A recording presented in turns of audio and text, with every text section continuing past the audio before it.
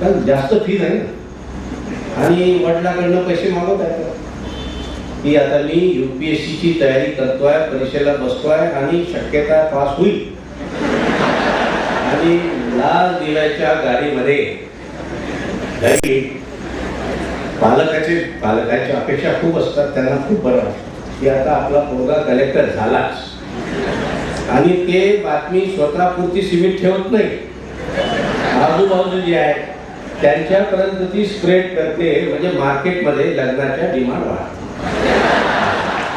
तर कृपा करून याच्यात आपण राहू ना, ते खूप मुलं बसतात, 50% विद्यार्थी सहज फॉर्म भरतात आणि 50% पहिल्या दिवशीच्या पहिल्या पेपरला येतात. आता जे येतात त्याच्यापैकी 50% विद्यार्थी असे असतात त्यांनी कुठलंच पुस्तक वाचलं नसतं, फक्त पेपरचा आकार कसा असतो, रंग कसा.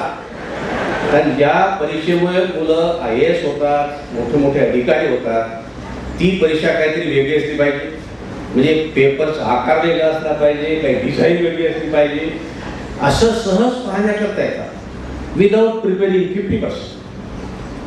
जे उरले त्याच्यापैकी 50%नी 50% अभ्यास केला असतो, फक्त 50%.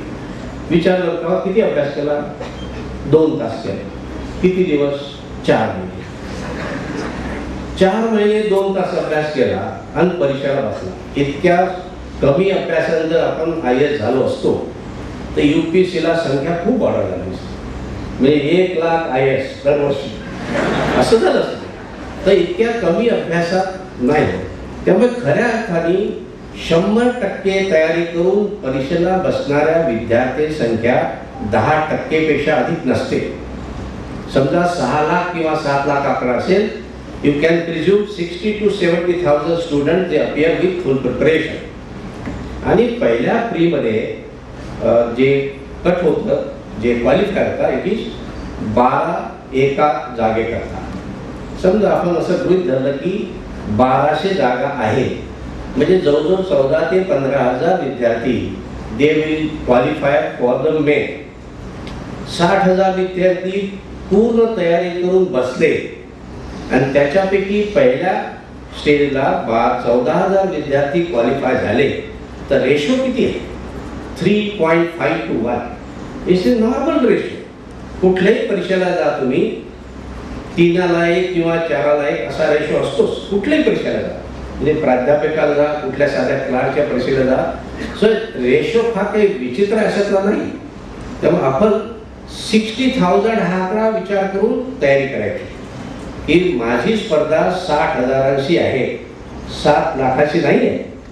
त्यामुळे कृपा करून नंबरनुसार घाबरून जायचं काही कारण नाही. यू अपियर फॉर एक्झाम, आणि मला खात्री आहे तुम्ही जर पूर्ण अभ्यास केला you can crack the exam. जसं आता मॅडमनी सांगितलं की इथे government pre IAS training centre आहे, तिथे मी विद्यार्थी विचारतो किती अभ्यास करतो बाबा, आता ऑगस्टमध्ये परीक्षा आहे सर, 5-5.5 तास आहे. म्हणजे 12 तास का नाही करत? 12 तास तर खूप झाले मला. 12 तास म्हटल्यावर त्यांना धक्का बसतो एकदम. याचं कारण असं की विद्यापीठ जे आहे आमचं ते तुम्हाला अभ्यास करू देत नाही. विद्यापीठाच्या सूचना आहे की जास्त अभ्यास करू नका. ती शेवटल्या 3 महिन्यात दररोज 2 तास अभ्यास केला तर विद्यापीठ इज व्हेरी हॅपी की तुम्हाला आता विद्यापीठात ठेवायचंच नाही. डिग्री घ्या, परत जा, पुन्हा संपर्कात राहू नका. म्हणजे ज्याला म्हणतो आपण इन्क्लुझिव्ह. तर 3 महिने दररोज 2 तास म्हणजे जवळजवळ 200 तासाच्या अभ्यासाने तुम्हाला डिग्री मिळते. हे वस्तुस्थिती आहे. UPSC तसं नाही. UPSCचा आपल्याबद्दल फार राग आहे. ते म्हणतात तुम्हाला नापास करायचं म्हणजे करायचंच. जसं विद्यापीठ म्हणतात की पास करायचं म्हणजे करायचं, पुन्हा तुमचा आमचा संपर्क ठेवूच नका, येऊच नका कुठे. UPSC is based elimination cut, कारण त्यांना शेवटी 1200 पर्यंत आकडा आणायचा. त्यामुळे त्यांच्या लेवलला इलिमिनेशन हे तत्व आहे. Eliminate as many as possible. आणि ते तेव्हा शक्य आहे असे प्रश्न विचारतात की ज्याचं उत्तर तुम्हाला माहीत नाही. विद्यापीठ चांगलं आहे, ते असेच प्रश्न विचारतात ज्याचं उत्तर तुम्हाला माहीत आहे. जे गुरुजींनी शिकवलं आहे त्याच्या बाहेर जायचं नाही. आणि गुरुजी 10% शिकवते सिलेबस. म्हणजे अल्टिमेटली अभ्यासाचं स्वरूप 10%च्या आत झालं. UPSCचं फार मोठं काम आहे, व्यापक, आणि त्यांना एलिमिनेशनच्या प्रोसेसवर जायचं असतं. नॉर्मली आपण बऱ्याचशा आपला असा अनुभव आहे की ॲडव्हर्टाइजमेंटची वाट पाहतो. आज ॲडव्हर्टाइजमेंट आली UPSCची की उद्यापासून तयारी सुरू, आणि परीक्षा आणि ॲडव्हर्टाइजमेंटची गॅप 3 महिने असते. You cannot prepare within A period of 3 months. त्यामुळे आपल्याला जर UPSC तयारी करायची असेल तर don't wait for the advertisement. Start with a mission 2016, mission 2017. एक मिशन मोडने आपल्याला आपला अभ्यास करायला पाहिजे. माझं स्वतःचं गणित आहे. इट मे बी करेक्ट और may not be correct. If you can study for 5,000 hours, 5,000 तास जर तुम्ही अभ्यास केला प्रामाणिकपणे, with full concentration, there should not be any problem to crack the UPSC. मी अनेक विद्यार्थ्यांना विचारलं 5,000 तास अभ्यास करून अपयश आलं का, तर बहुतेकाचं उत्तर आहे नाही. At least you can reach up to the interview level, कारण त्या स्टेजला गेल्यानंतर मग काय होईल काही सांगता येणार नाही. But first two exam you can crack, that is pre and main, with a study of 5,000 hours. आता तुम्हाला 5,000 तास आकडा असा मोठा वाटतो, भयानक, तर आपल्याला आकड्याची सवय नाही आहे. पण if you prepare for 500 days, मी त्याला 5,000ला अजून छोटं करतो, 500 दिवस दररोज 10 तास इतका अभ्यास केला, अल्टिमेटली मॅथमॅटिकली इट विल बी 5,000 तास. दररोज 10 तास इतका अभ्यास कठीण आहे का? I have seen the student studying for 15 hours per day. 15 तास इतका अभ्यास करणारे विद्यार्थी आहेत. आता दुर्भाग्यानं आपल्याला सवय नाही, तर मी मग सांगतो की 10 तास अभ्यास करा आणि तुम्ही प्रयत्न सुरू करा, मग शरीर तुम्हाला सांगेल खबरदार. आतापर्यंत 2 तास अभ्यास करायला सांगितलं, आता सांगता की 10 तास, हे चालणार नाही, 2 तासच. त्यामुळे आपल्याला आपल्या शरीराच्या याच्यात सुद्धा बदल करावा लागेल, आणि तो बदल एकदम नाही होणार. म्हणजे आज मी तुम्हाला सांगितलं 10 तास अभ्यास करा, तुम्हाला आता पण सवय होती फक्त 2 तासाची, it will not be possible. तर तुम्हाला त्याच्यामध्ये स्टेप बाय स्टेप इम्प्रूव्हमेंट करावं लागेल, वाढ करावं लागेल. Daily you add 5 minutes. Over a period of 30 days it will be 150 minutes to 1.5 hours. अशा प्रकारे 2 महिने 3 महिने तुम्ही जरा प्रॉब्लेम राबवला तर हे stage will come when it will be possible for you to study at least for 10 hours a day. शक्यता आहे, पण त्याला लागतं निर्धार, ज्याला स्ट्रॉंग डिटर्मिनेशन, जे आपल्यामध्ये बऱ्याच वेळा नसतं. दृढ निर्धार असल्याशिवाय आपल्याला हे शक्य होणार नाही. हार्ड वर्क करायचं असेल तर first you will have to be serious about it, casual नाही. आणि आपण बऱ्याचशा गोष्टी कॅज्युअली करतो, सर चला काय हरकत नाही, असं नाही. You must have the strong determination, nothing do it. I will do my study for 10 hours per day or 12 hours per day. काही त्रास होऊ द्या, तुम्हाला शेवटी फक्त 2 वर्षाचा तुमचा काळ द्यायचा आहे. If you invest for 2 years, you will reap the benefits for another 60 years. इतकं व्याज कुठे मिळतं का? इतकं व्याज कुठेच मिळत नाही की 2 वर्षाच्या काळाची गुंतवणूक करून पुढचे 7 वर्ष त्याचा फायदा घ्यायचा, असं समीकरण कुठे दिसत नाही इथे आहे. तर तुमच्या आयुष्याचे 2 वर्ष तुम्ही 100% for preparing the competitive exams, whether UPSC or UPSC. म्हणजे मिशन ऑफ दिस 500 days. त्याच्यामध्ये काही मी सुट्टीचे दिवस घेतो, दिवाळी दसरा आपल्याकडे सण असतात, but 500 net excluding the holidays and festival days, 500 दिवस नेट, डेली 10 hours.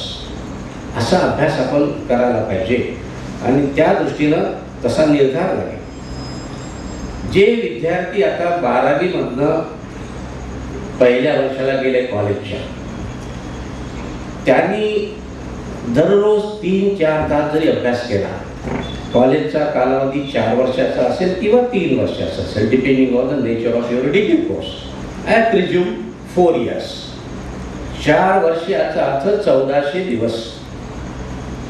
आणि दररोज तुम्ही जर 4 तास अभ्यास केला तरी 5600 तास, 1400 गुणिले 4. आता दररोज 4 तास अभ्यास करणं कठीण आहे का? मी असं गृहीत धरतो की दररोज तुम्ही साधारणतः 7 ते 8 तास अभ्यास करावा, 4 तास विद्यापीठाच्या पदवी परीक्षा करता आणि 4 तास UPSCच्या तयारी करा. तुम्ही प्रामाणिकपणे जुलै महिन्यापासून जर अभ्यास केला दररोज 2 तास, तर तुम्ही विद्यापीठाची परीक्षा सहजपणे पास होऊ शकाल. सहज.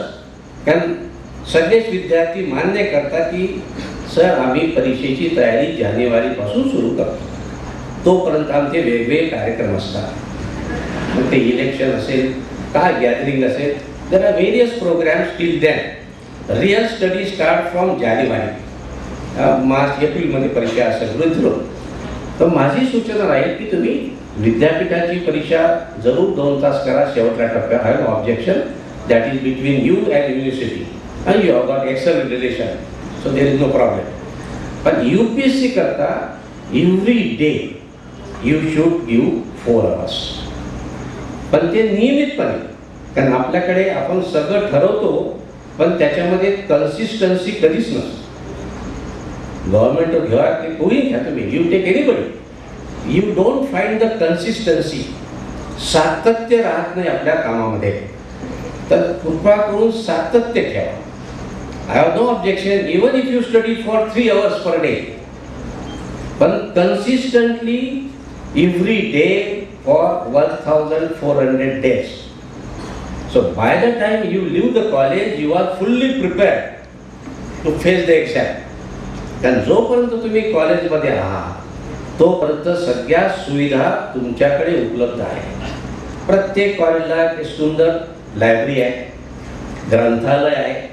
आता UGCने सर्वच कॉलेजला पैसे दिलेले आहेत स्पर्धा परीक्षेकरता, आणि they are supposed to purchase the books. प्रत्येक कॉलेजला 2 लाख 3 लाख 4 लाख रुपये आलेले आहेत. आणि प्रत्येक कॉलेजने माझ्या माहितीप्रमाणे they have purchase quite a few books on different exams. तर ह्या सुविधा तुमच्याकडे. You need not waste your money on purchasing new books. Make use of the books available in college library. सुंदर बसाची व्यवस्था आहे तिथे. तुमच्या कॉलेजमध्ये तज्ञ प्राध्यापक सुद्धा आहे.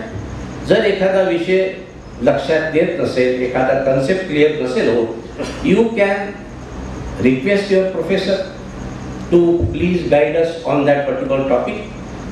मला असं वाटते प्रत्येक कॉलेजमध्ये असे सेमिनार घेतले जातात. You can come together, request your principal की अजून दर आठवड्याला तुम्ही असे चांगले लेक्चर्स ठेवा, so that we can come together, we can listen the learned people. तुम्हाला सहज करता येईल. ह्या सर्व सुविधा तुमच्याकडे उपलब्ध आहे, ज्या कॉलेज सोडल्यानंतर उपलब्ध होणार नाही. मग तुम्ही असे स्वतःला आयसोलेट व्हा. जोपर्यंत तुम्ही कॉलेजमध्ये आहात तुम्हाला कुणी प्रश्न विचारत नाही नोकरीबद्दल, म्हणजे तुमच्या डोक्यावर टेन्शन नसतं. आणि जर टेन्शन नसेल तर अभ्यास चांगला होतो. एकदा तुम्ही कॉलेज सोडलं की आईवडील तर विचारतात आता पुढे काय बाबा, नोकरी केव्हा मिळणार आहे. आजूबाजूचे लोकही खूप विचारतात, कारण त्यांना तुमच्याबद्दल बरीच आस्था असते.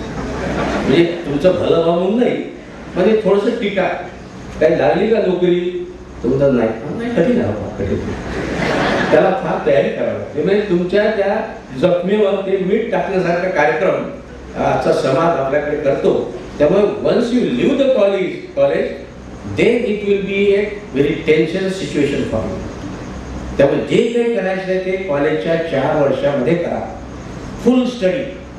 आता बऱ्याच इतका काही लोक अभ्यासाला वेळ मिळेल का? एक्सेप्ट प्रॉब्ली इंजिनिअरिंग, बऱ्याचशा कॉलेजमध्ये तर अर्धेच पिरियड होतात. ऑफ वगैरे शब्द आहे, पिरियड ऑफ. काही विद्यार्थी करतात, काही प्राध्यापक करतात, काही दोघं जॉईंटली करतात. काय करत नाही. नाही ते किती पिरियड ऑफ आहे ते आपल्याला काय करायचं. पण असा जर एखादा पिरियड ऑफ असेल तर instead of sitting under the tree and gossiping, प्राध्यापक पदावर टिका करण्यापेक्षा लायब्ररीमध्ये बसा फॉर दॅट 1 hour पिरियड आणि study your competitive exam books. त्या एक म्हणजे तुम्हाला कॉलेजमध्ये राहून सुद्धा कॉलेजमध्येच अभ्यास करता येईल जर तुमच्यामध्ये कन्सिस्टन्सी असेल. बरेचसे विद्यार्थी तुमच्यावर टीका करतील, आता साहेब होणार का उद्या, म्हणजे एखादा असा विद्यार्थी जर सतत दररोज लाईव्ह बसत असेल तर काही लोकांना सवय असते, झाला वाटतं कलेक्टर, आणि लाईव्ह केल्यानंतर मग सगळे झोपायचे, तुम्हाला नाव एव्हरीबडी इज फॉलोइंग मी. असे लोक जे आहेत निगेटिव्ह ॲटिट्यूडचे ते आपल्याकडे खूप आहेत. नकारार्थी प्रवृत्ती असणारे लोक आज समाजात इतके आहेत की तुम्ही जर त्यांच्या संपर्कात आले तर संसर्गजन्य रोग असेल, इतका त्रास द्यायचा कशाला शरीराला जर गॅरंटी नसेल तर. अशा प्रकारचा विचार करणारे तुमच्या आजूबाजूला अनेक विद्यार्थी दिसतील.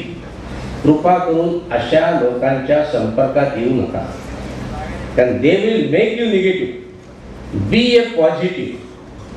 तुमचं ॲटिट्यूड हे सकारात्मक पाहिजे, आणि सकारात्मक याचा अर्थ winners attitude. I will win the battle, there is no question of defeat. तुम्ही तुमच्या भिंतीवर लिहून ठेवायला पाहिजे 2017 my name will be there in the Sakal newspaper selected for IAS.